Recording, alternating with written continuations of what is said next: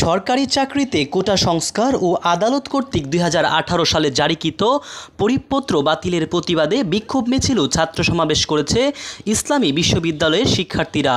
বৈষম্য বিরোধী ছাত্র আন্দোলনের ব্যানারে এই কর্মসূচি পালন করে তারা। এদিকে সরকারি চাকরিতে ৩০% কোটা বহালের দাবিতে বিশ্ববিদ্যালয়ের মৃত্যুঞ্জয়ী মুজিব মুরালের পাদদেশে কর্মসূচি পালন করেছে মুক্তিযোদ্ধাদের সন্তান ও প্রজন্ম কমান্ড। মঙ্গলবার সকাল ১১টায় কোটা বাতিলের দাবিতে বৈষম্য বিরোধী ছাত্র আন্দোলনের ব্যানারে ডায়না চত্বর থেকে মিছিল বের হয়ে প্রধান ফটক প্রদক্ষিণ করে বিক্ষোভ ও ছাত্র সমাবেশ মিলিত হয়। এ সময় শিক্ষার্থীরা ১৮ এর হাতিয়ার গর্জে উঠুক আরেকবার, কোটা পদ্ধতি নিপাত যাক, মেধাবীরা মুক্তি পাক, জেগেছে রে জেগেছে ছাত্র সমাজ জেগেছে, লেগেছে রে লেগেছে রক্তে আগুন লেগেছে, মুক্তিযুদ্ধের বাংলায় বৈষম্যের ঠাঁই নাই ইত্যাদি স্লোগান দিতে থাকেন।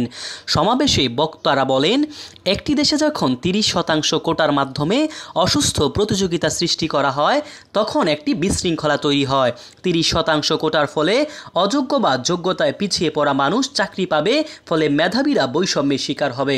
বৈষম্যমূলক সমাজ ব্যবস্থার কবল থেকে বাংলাদেশের মানুষকে রক্ষার জন্য মুক্তিযোদ্ধারা লড়াই করেছে, কিন্তু স্বাধীনতার ৫৩ বছরে এসেও আমরা এখন নব্য এক বৈষম্য দেখতে পাচ্ছি।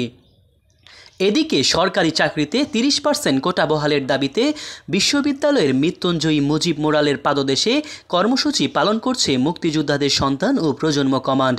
এ সময় উপস্থিত ছিলেন সংগঠনটির সভাপতি মেজবাউল ইসলাম, সাধারণ সম্পাদক সাব্বির খান, সহসভাপতি আব্দিম মুবিন ও মাহমুদুল হাসান, মিম জাহান সহ অন্যরা। মেধাবীদের পরীক্ষা, সেখানে আমাদেরকে যদি সুযোগ করে দেওয়া না হয় তাহলে আমরা কোথায় পরীক্ষা দেবো, আমরা বাংলাদেশে কীভাবে আমরা সার্ভিস দেবো? এজন্য অবশ্যই মহামান্য হাইকোর্টকে এই বিষয়টা অবশ্যই বিবেচনা নিয়ে আসতে হবে এবং তারা যে বলা হয়েছে যে স্টে অর্ডার দিচ্ছে হাইকোর্ট, এটাকে অবশ্যই আপিলের ডিভিশনে এটাকে আপিল করতে হবে এবং এটাকে কমিয়ে নিয়ে আসতে হবে।